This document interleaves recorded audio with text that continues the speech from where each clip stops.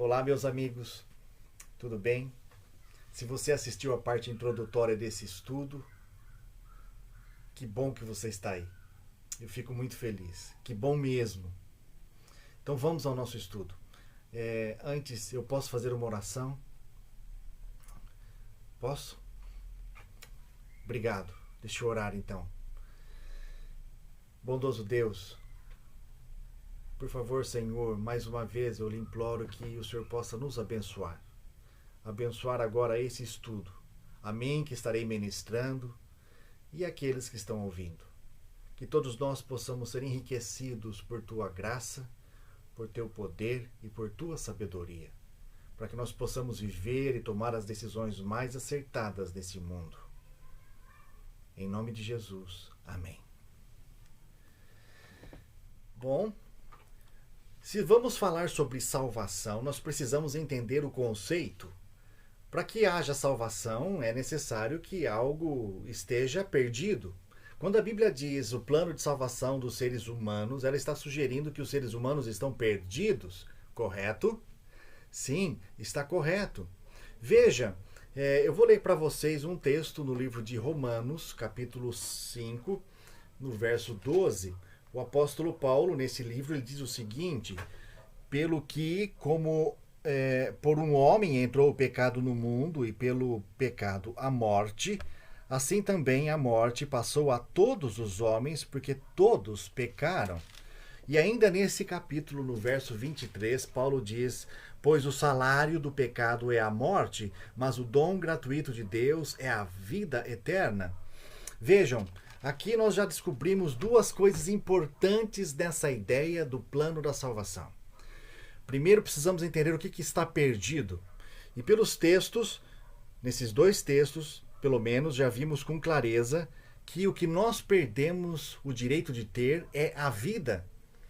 Porque primeiro surge o pecado, e por conta do pecado, a morte. E ainda, depois, Paulo conclui de forma bem clara, bem explícita, que a recompensa, o salário do pecado é a morte. Deu para entender? Você pode dizer assim: bom, se o salário do pecado é a morte, eu estou vivo. Tá bom, você está vivo, mas é uma questão de tempo. É isso aí. Você morrerá.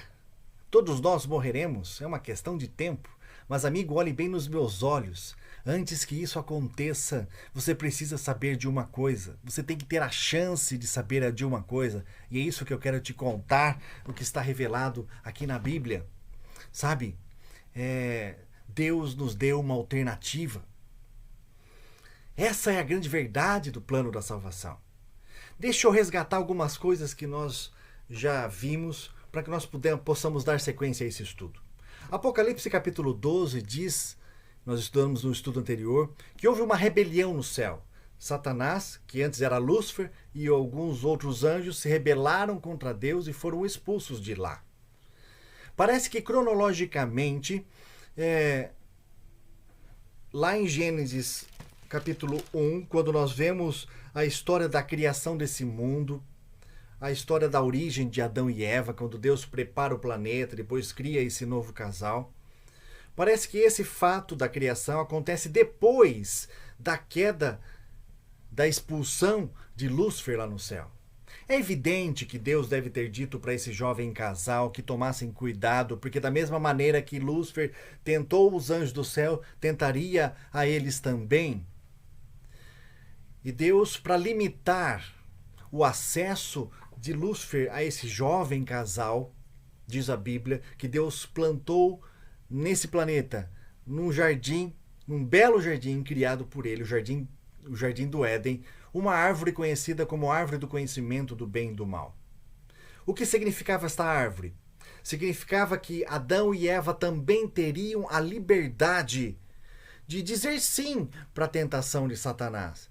E dizer para ele: sim, nós concordamos com você, porque Deus cria todos os seres livres, com a liberdade de escolha, e Adão e Eva, com eles não era diferente. Mas Adão e Eva jamais queriam entrar nessa questão de aceitar a Satanás, estavam tão felizes com tudo que estavam recebendo. É provável que tenham dito para Deus: jamais, Senhor, nós faremos isso.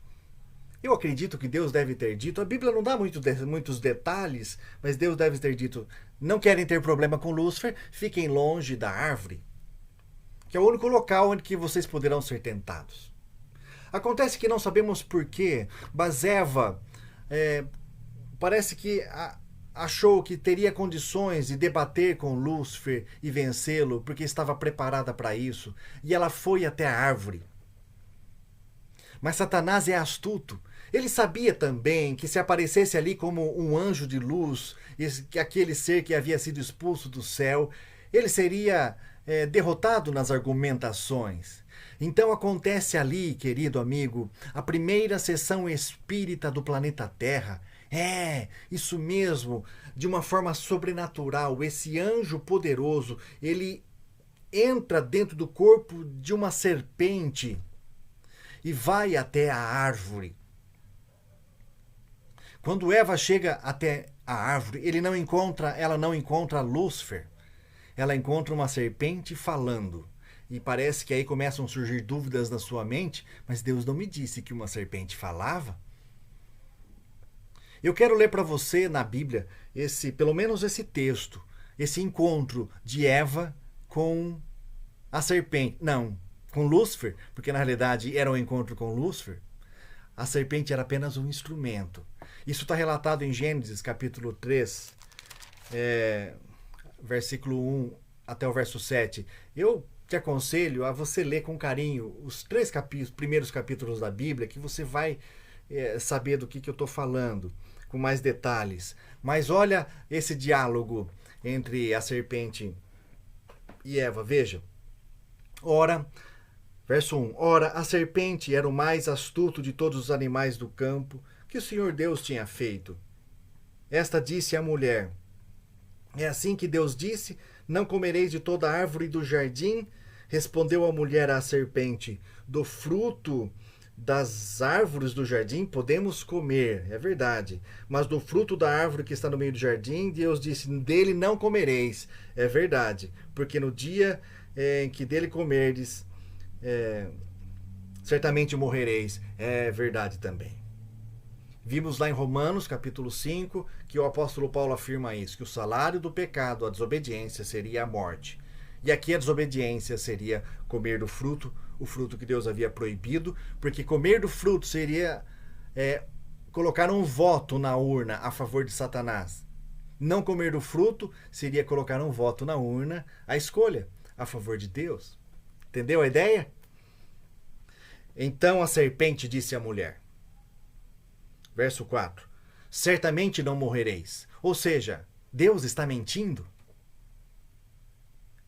A serpente falando que Deus estava mentindo. Verso 5, porque Deus sabe que no dia em que comerdes desse fruto, os vossos olhos se abrirão, e sereis como Deus, conhecendo o bem e o mal.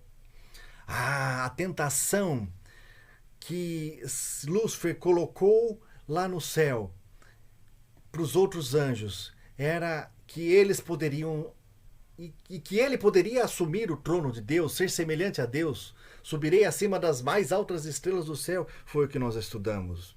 O orgulho pelo poder, o orgulho pela soberania. E essa é a tentação que ele leva para Eva. Você vai se tornar como Deus. E agora a gente não entende o porquê, mas apesar de toda a conversa com Deus e todo aquele apoio que Deus dava a eles, Adão e Eva, veja o que acontece. Verso 6. Vendo a mulher que aquela árvore era boa para se comer e agradável aos olhos, e árvore desejável para dar entendimento, tomou do seu fruto e comeu, e deu também a seu marido que estava com ela, e ele comeu. Então foram abertos os olhos de ambos, e conheceram que estavam nus. Cozeram, pois, folhas de figueira e cobriram-se.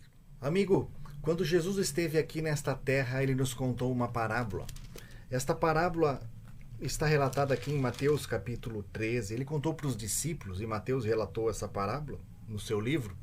Mateus capítulo 13, versículo 24 a 28, o texto da parábola diz assim, é a parábola do joio e do trigo.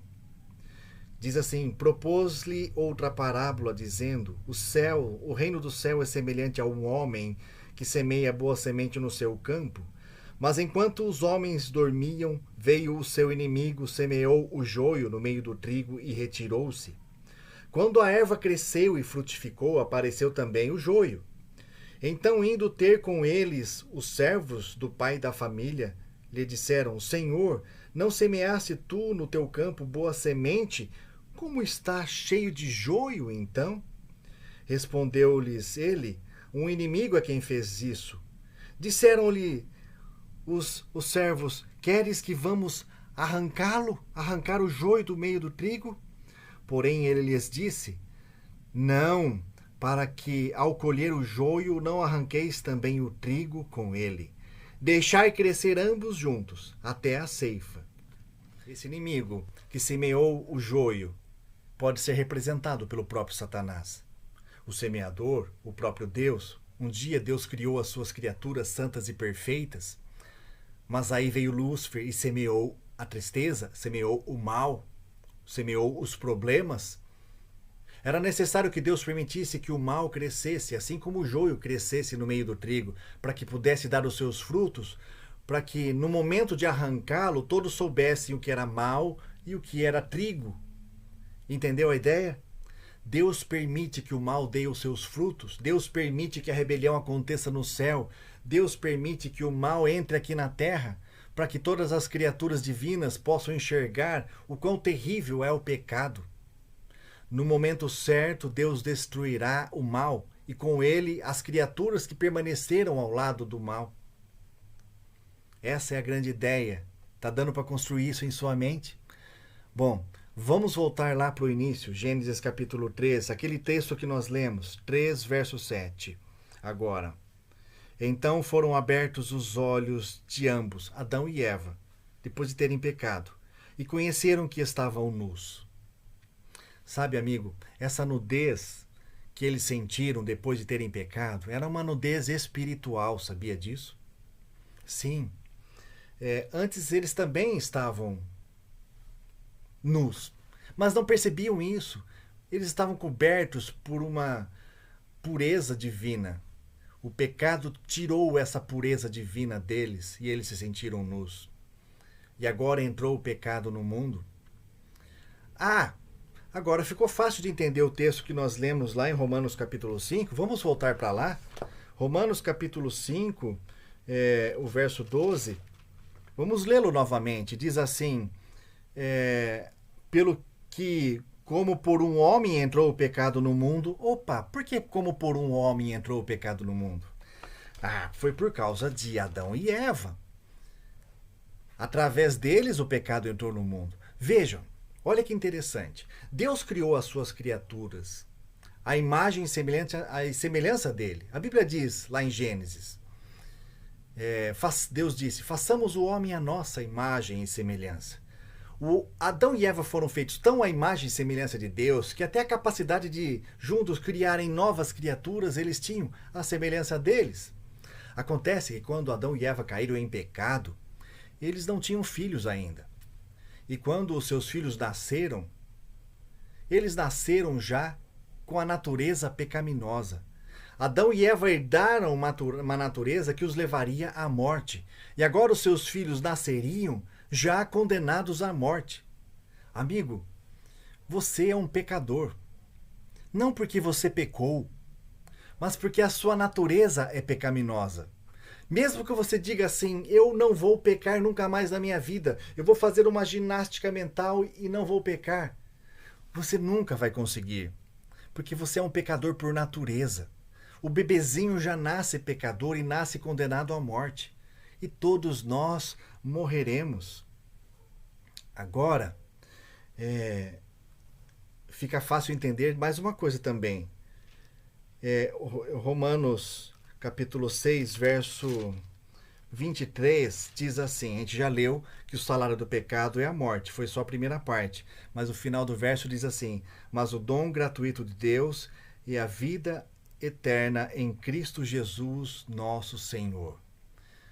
Aqui está dizendo que nós poderemos ter novamente o dom da vida eterna que Adão e Eva tinham antes do pecado, através de Jesus Cristo. Você entendeu? Deixa eu ler um outro texto que vai ser muito elucidador nessa questão. São João, capítulo 6, verso 16. Diz assim...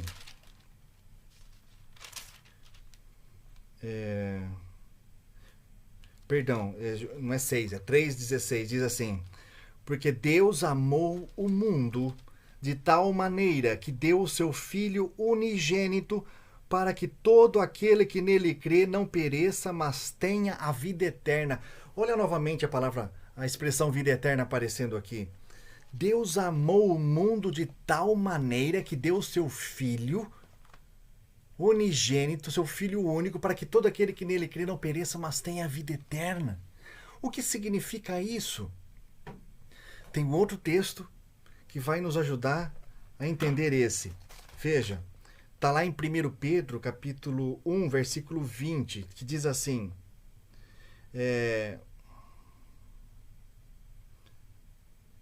Vamos pegar um pouquinho antes.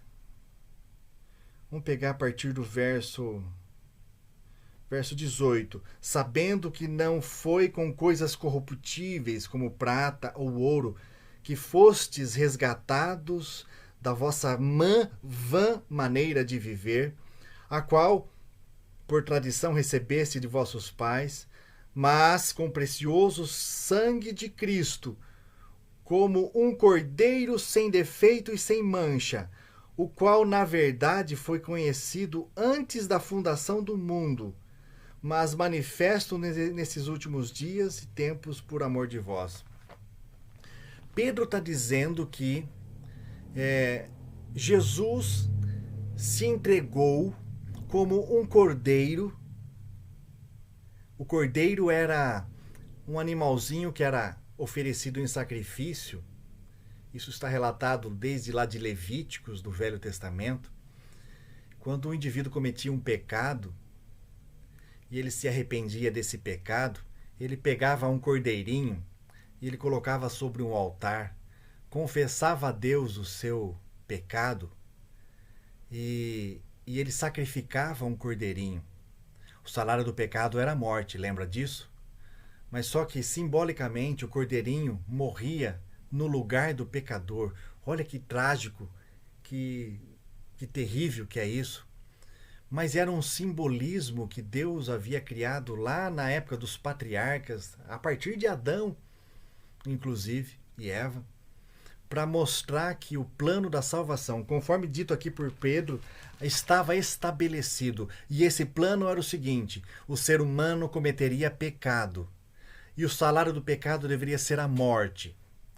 Mas o próprio Deus se transformaria num ser humano sem pecado, ou seja, não poderia nascer da descendência de Adão, ele teria que se transformar num ser humano. E agora sem pecado, ele não era descendente de Adão, ele nasceu do Espírito Santo de Deus, nasceu sem pecado. E ele não pecaria, mas mesmo assim, então não merecia morrer, mas mesmo assim ele morreria. E a morte dele seria vicária, no lugar de toda a raça humana que aceitasse essa morte vicária no lugar deles. Agora a gente entende João 3,16. Porque Deus amou o mundo de tal maneira que deu o seu Filho unigênito, para que todo aquele que nele crê, basta crer, tenha a vida eterna novamente. Olha que legal, e isso, de acordo com Pedro aqui, no verso 20, isso foi estabelecido antes da fundação do mundo, antes que o mundo fosse criado. Então, quando Adão e Eva pecaram, Deus já tinha o plano de resgate para salvá-los. Eles estavam arrependidos, não estavam? Não queriam morrer, certo? Mas Deus, nesse momento, apresenta o plano de salvação para eles. Veja, eu vou voltar lá e mostrar para vocês agora, à luz desses outros textos que nós lemos, dá para entender o significado de um versinho aqui no Velho Testamento, aqui no capítulo 3 de Gênesis, que é o verso áureo dessa questão do plano da salvação. É o verso 22. Lembra que a gente viu aqui que Adão e Eva sentiram que por causa do pecado eles sentiram uma nudez espiritual e tentaram cobrir por conta disso a nudez física com folhas? Vejam, o verso 20, o verso 20 diz assim em Gênesis: chamou o homem e a sua mulher Eva, porque Eva seria a mãe de todos os viventes, e fez o Senhor Deus vestimenta de peles para Adão e sua mulher e os vestiu. Olha quanta coisa que está intrínseca nesse verso. Vestimentas de peles sugerem a morte de um animal. Se olharmos para o Velho Testamento, até lá no final, onde o apóstolo Paulo vai falar sobre o sacrifício do cordeiro, o João vai falar que Jesus era o cordeiro de Deus que tira o pecado do mundo. Agora dá para entender que este animal que foi sacrificado aqui e que está relatado aqui, que a pele dele foi usada para cobrir a nudez que Adão e Eva estavam sentindo, era um cordeiro. E esse cordeiro representava o próprio Jesus, que viria um dia aqui neste mundo, viveria uma vida sem pecado, mas morreria e foi morto crucificado, para que todo aquele que olhar para a cruz pudesse e aceitar esse sacrifício como sendo alguém morrendo, pagando o preço pelo pecado que ele cometeu, pudesse ter a chance de salvação.